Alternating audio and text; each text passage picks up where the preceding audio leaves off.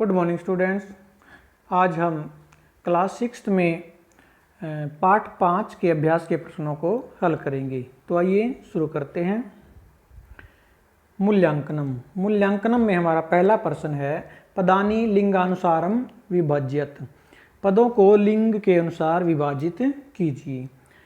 नीचे हमें कुछ पद दिए गए हैं, इनमें पुल्लिंग, स्त्रीलिंग व नपुंसकलिंग 3 प्रकार के पद आपको दिए गए हैं। तीनों पदों का आपने अलग अलग करके नीचे जो आपको 3 कॉलम दिए गए हैं, पुल्लिंग, स्त्रीलिंग व नपुंसकलिंग, तीनों पदों को अलग अलग लिखना है। पुल्लिंग वालों को पुल्लिंग के कॉलम में, स्त्रीलिंग के पद को स्त्रीलिंग के कॉलम में और नपुंसकलिंग के पदों को नपुंसकलिंग के कॉलम में। ठीक है, तो आइए शुरू करते हैं। पहला आपका पद है बालिका। तो बालिका का अर्थ होता है अनेक लड़कियां। यह बालिका का बहुवचन है। बालिका शब्द का यह बहुवचन है।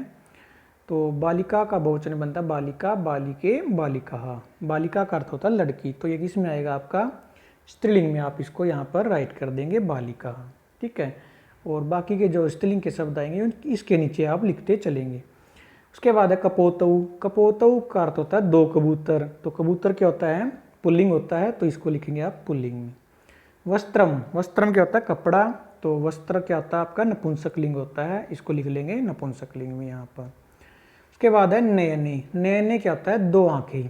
तो ये आपका नयन शब्द का द्विवचन है। तो नयन के आपके रूप चलते हैं नयनम, नयनम और नयने। फिर उसके बाद बन जाएगा आपका नयनानी, नयनानी। ठीक है, तो ये आपको ये दिया गया है द्विवचन वाला। और नयन जो आपका आंखें होती है, आंख शब्द है वो संस्कृत में नपुंसकलिंग में आता है। ठीक है, तो इसको आप लिखेंगे नपुंसकलिंग वाले कॉलम में। ठीक है, आगे है माले। माले जो आपका बनता है वह माला का द्विवचन में बनता है। जैसे माला, माला के रूप चलेंगे माला, माले, माला, माले, मा, माला। ठीक है, माला, माले, माला। तो माले कहाँ बनता है? द्विवचन में। माले का अर्थ होता है 2 मालाएं। और माला शब्द क्या कौन सा होता है?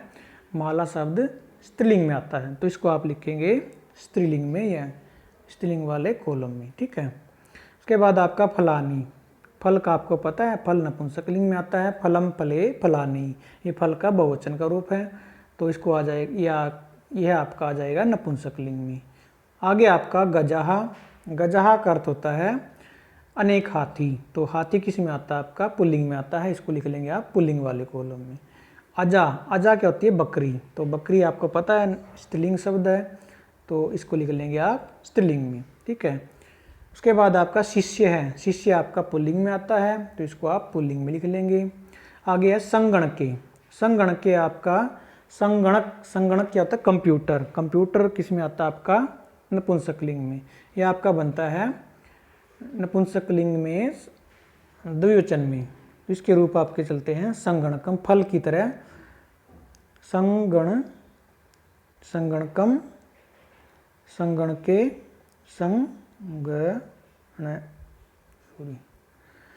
संगण के, ये द्विवचन में बनता है, तो इसका अर्थ होता है 2 कंप्यूटर। ठीक है, तो इसको आपने लिखना है नपुंसकलिंग में। ठीक है, वाटिके। वाटिके क्या होता है? बगीची, जो आपकी छोटी बगिया होती है, बगीची। तो 2 वाटिके, वाटिके का अर्थ होता है 2 वाटिकाएं। तो वाटिका शब्द आपका स्त्रीलिंग में आता है, इसको आप लिखेंगे स्त्रीलिंग में। ठीक है, आगे आपका वृक्षऊ।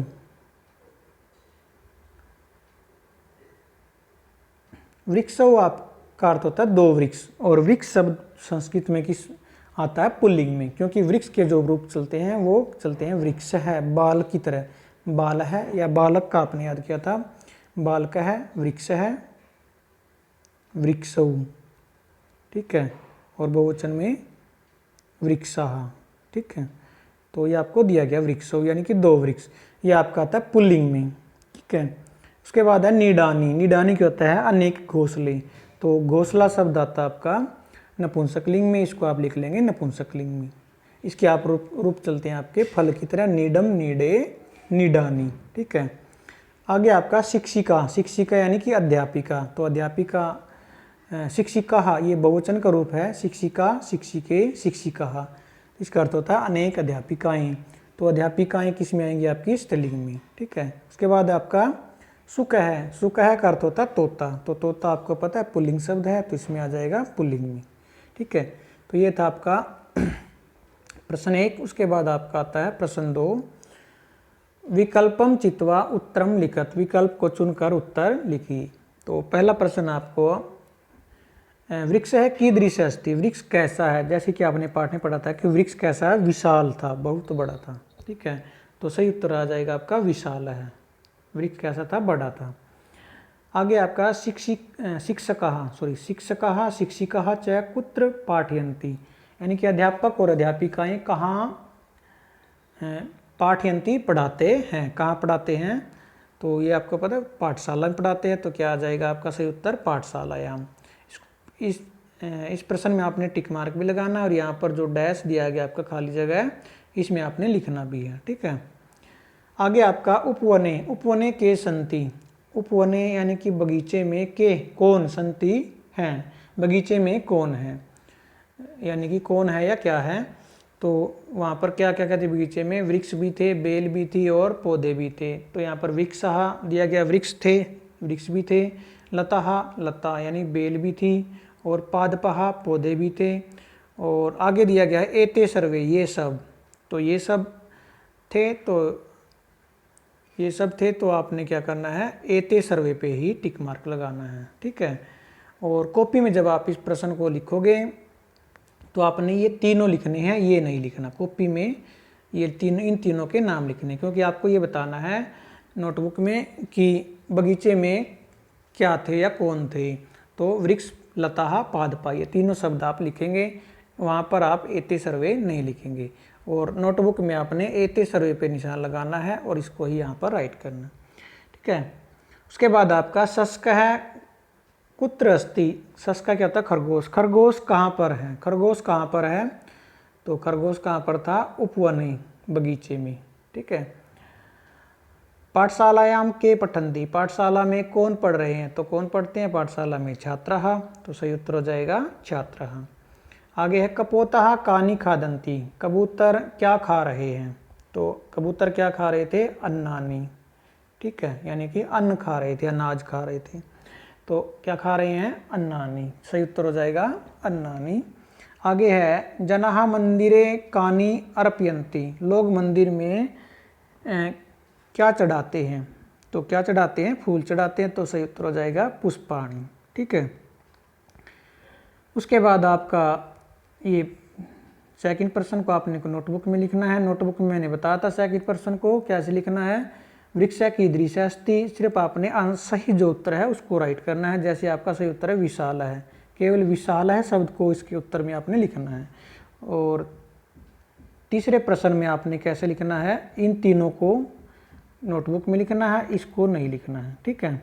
और बाकी में केवल सही उत्तर लिखना है, बाकी के तीन ऑप्शन नहीं लिखने। उसके बाद आपका आता है दूसरा प्रश्न है पूर्ण वाक्य इन उत्तर, यानी कि पूरे वाक्य में उत्तर दीजिए। तो पहला प्रश्न आपका है यहाँ पर, कह फलानी यच्छति, कौन फल देता है? तो फल कौन देता है? वृक्ष देता है। तो आपको क्या करना है? कह की जगह पर उत्तर में वृक्ष है लिखना है, बाकी आपका सही सारा प्रश्न क्या रहेगा? सेम रहेगा। तो आपको क्या लिख करना है? कह की जगह पे आप लिख लेंगे वृक्ष है, यहाँ पर वृक्ष है। फिर आपका आ जाएगा फलानी यच्छति, ये आपका सेम आ जाएगा। कह के बाद आपका आ जाएगा फलानी, और फिर आ जाएगा आपका यच्छति, फिर पूर्ण विराम लगा। ये आपका हो जाएगा पूर्ण वाक्य में उत्तर। ठीक है। उसके बाद है के पाठयन्ति, कौन पढ़ा रहे हैं? तो कौन पढ़ा रहे हैं? अध्यापक और अध्यापिकाएं। तो के की जगह पर आपने लिखना है शिक्षकः शिक्षिकाः च। ठीक है। बाकी आपने पाठयंती बाद में लिख लेना। तो आपका सही उत्तर हो जाएगा वहाँ पर, इसको मैं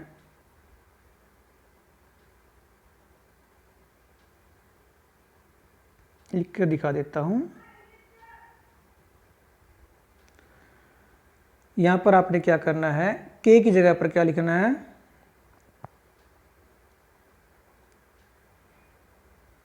शिक्षकः, फिर लिखना है शिक्षिकः, और उसके बाद च लगा करके इसके सामने लिख देंगे आप, यहाँ पर लिख देंगे आप, आगे जगह नहीं है, मैं नीचे लिख के दिखा देता हूँ। यहाँ पर लिखना आपने पाठयंती,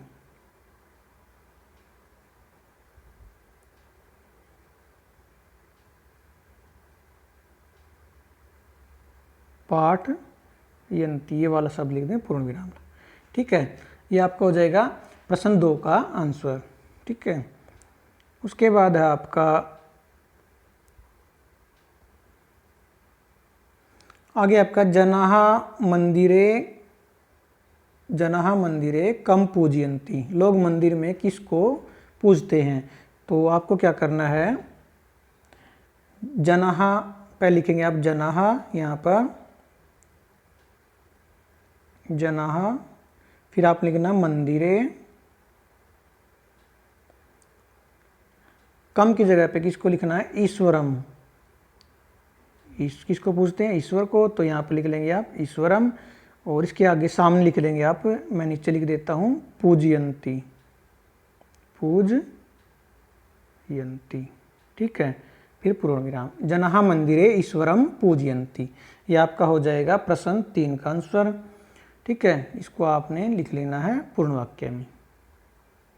अगला प्रश्न आपका अस्माकं मित्रम कै भवति, हमारा मित्र कौन होता है। तो कौन होता है, वृक्ष। पहले फर्स्ट पैराग्राफ में यहाँ पर आया था आपका, वृक्ष हमारा मित्र होता है। तो सिर्फ आपने क्या करना, कह की जगह पर वृक्ष है लिखना है, तो बाकी और सारा बाकी सेम लिखना है। तो आंसर लिखना आपने अस्माकं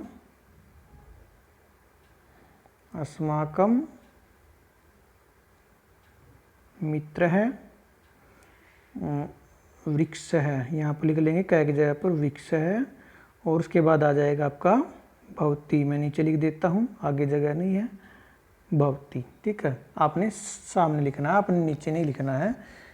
पेंसिल से आप छोटे छोटे अक्षरों में लिखेंगे, एक ही लाइन में आपका आ जाएगा। ठीक है, तो ये हो जाएगा आपका प्रश्न 4 का आंसर, अस्माकं मित्र है, वृक्ष है, भवती। ठीक है,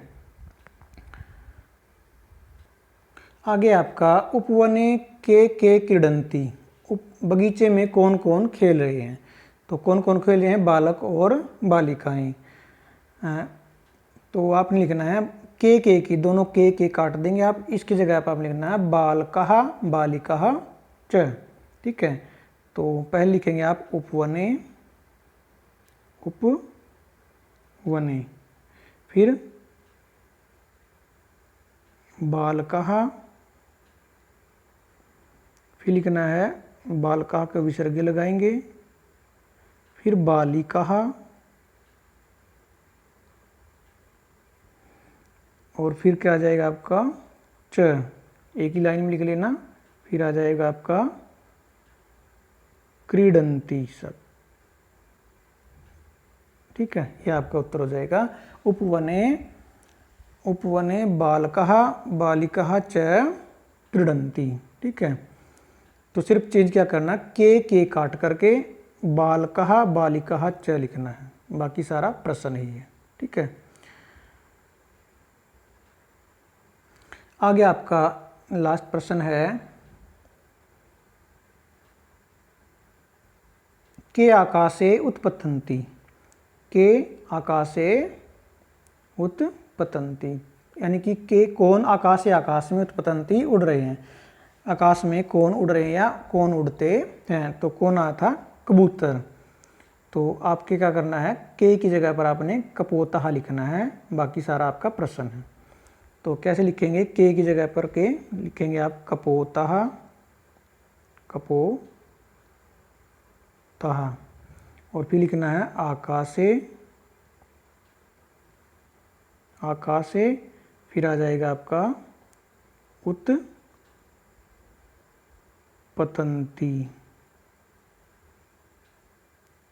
उत्पतंती पूर्ण विराम। ठीक है, ये आप कपोतः पर आपने विसर्गे भी लगानी, यहाँ पर मैं छोड़ दी थी। कपोतः आकाशे उत्पतंती। ठीक है, ये आपका हो जाएगा प्रश्न लास्ट का आंसर। कौन आकाश में उड़ते हैं? कपोतः आकाशे उत्पतंती, कबूतर आकाश में उड़ते हैं। ठीक है, तो यहाँ पर आपके जो अभ्यास के 3 प्रश्न हैं वो कंप्लीट हो जाते हैं। प्रश्न, तीनों प्रश्नों का आपने बुक में फिल करना है, वह प्रश्न 2 व 3 को आपने नोटबुक में राइट करना है। प्रश्न 2 कैसे लिखना है वह मैंने बता दिया है, और प्रश्न 3 को आपने जैसे यहाँ पर मैंने लिखा था, लेकिन यहाँ पर आपने आमने सामने नहीं लिखना, क्योंकि कॉपी में आमने सामने प्रश्न व उत्तर आमने सामने नहीं आएगा। प्रश्न ऊपर लिखना आपने, और उत्तर प्रश्न के नीचे लिखना है, नीचे वाली लाइन में, दूसरी लाइन में। ठीक है, प्रश्न और उत्तर ऊपर नीचे लिखने हैं, तीसरे प्रश्न में पूर्ण वाक्य में लिखने हैं। ठीक है, इन्हीं 3 प्रश्नों को आपने कंप्लीट करना है, वही याद कर लेना। ठीक है, आगे के प्रश्नों को हम नेक्स्ट वीडियो में अध्ययन करेंगे। तो आज के लिए सिर्फ इतना ही, धन्यवाद।